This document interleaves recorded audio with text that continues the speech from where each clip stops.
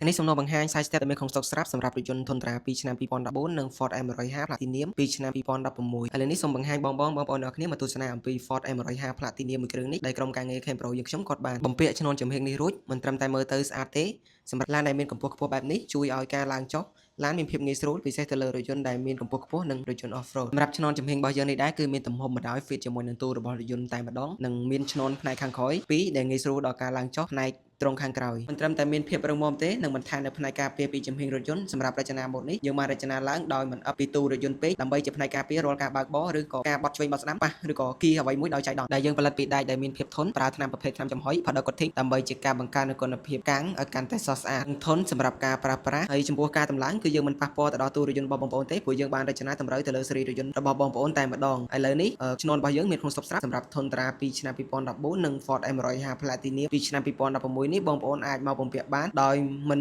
ចាំបាច់រងចាំរកការសម្រាប់បងប្អូនមកបំពាក់អាចមកបំពាក់បានភ្លាមដោយមិនចាំបាច់រងចាំការផលិតបន្តតទៅពីក្រុមការងារយើងក៏បានតឡើងរួចរាល់សម្រាប់ Ford M150 Platinum នេះរួចម្ចាស់រថយន្តក៏បាន order បន្ថែម5ឈុត